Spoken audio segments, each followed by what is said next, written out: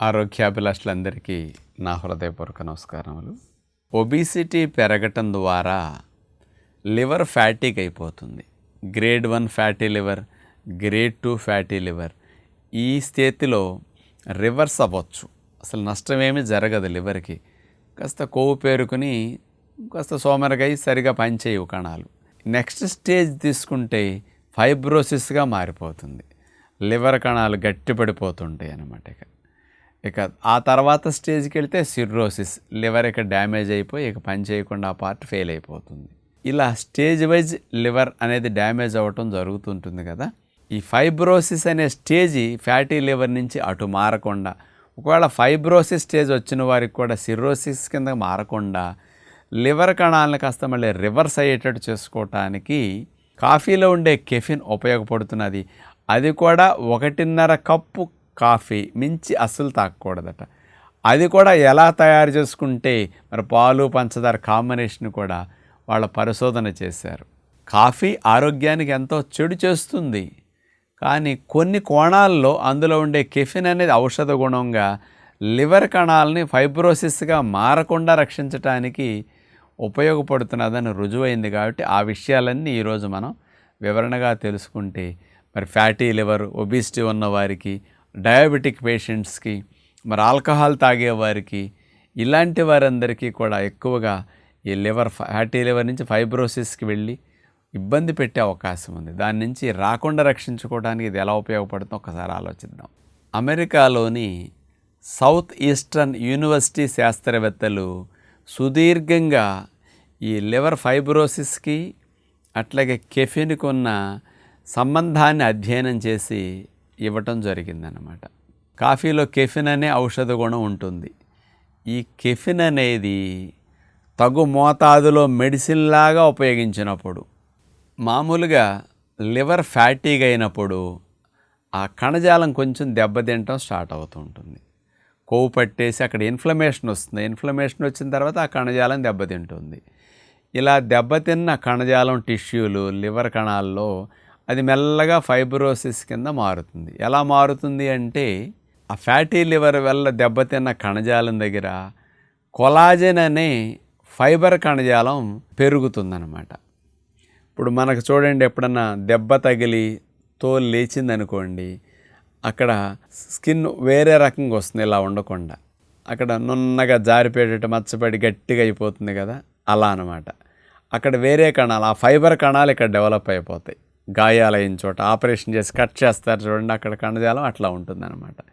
సాధారణ కలర్ ఉండదు. ఇక అలా ఫైబర్ కణాలు లివర్ కణాలు దెబ్బతిన్న దగ్గర ఎక్కువగా చేరి ఆ కణ విభజన కూడా ఎక్కువ విపరీతంగా పెరిగిపోతుంది అనమాట. అంటే అక్కడ కవర్ చేయటం కోసం ఈ ఫైబర్ కణాలు పెరిగే కొద్దీ ఆ లివర్ ఫైబ్రోసిస్గా మారిపోతుంది, అంటే గట్టిగా అయిపోతుంది. ఆ ఫైబ్రోసిస్ స్టేజ్ నుంచి సిర్రోసిస్కి కన్వర్ట్ అయిపోతుంది. ఇక ఈ కాఫీలో ఉండే కెఫిన్ అనేది ఈ ఫైబర్ కణాల అభివృద్ధిని, ప్రొడక్షన్ జరగకుండా, అక్కడ ఫైబర్ కణాలు పెరగకుండా కంట్రోల్ చేయడానికి ఇది బాగా ఉపయోగపడుతున్నదట. అందుకని ఫ్యాటీ లివర్ వచ్చి కణజాలం దెబ్బతిన్న దగ్గర నుంచి అక్కడ ఎక్కువ ఫైబర్ ఫామ్ అయిపోయి, ఫైబర్ సెల్స్ ఫామ్ అయిపోయి ఫైబ్రస్గా మారకుండా కన్వర్ట్ చేయడానికి ఇది ఉపయోగపడుతున్నది. మరి ఎంత మోతాదులో అని ఇట్లా పరిశోధనలు చేశారంటే 23,000 మంది మీద రోజుకి 1.5 కప్పు మించి కాఫీ తాగకూడదన్నారు. ఆ కాఫీ కూడా పంచదార అస్సలు లేకుండా, 0 షుగర్తో, పాలు కూడా లేకుండా అన్నారు. ఒకవేళ తప్పనిసరి అయితే కొద్ది పాలు అన్నారు, అంతా నీళ్ళే ఉండాలి. ఊరికే 2-3 స్పూన్లు పాలు అనుకోండి. ఇక అలా తక్కువ పాలతో, లేదా పాలు లేకుండా, అంటే బ్లాక్ కాఫీ అంటారు కదా, అలా త్రాగినప్పుడు అందులో ఉండే 1.5 కప్పులో వెళ్ళే కెఫిన్ మాత్రం అంతవరకు అయితే ఇబ్బంది లేకుండా ఈ ఫైబ్రోసిస్ కింద పెరగకుండా మారకుండా కంట్రోల్ చేస్తున్నది.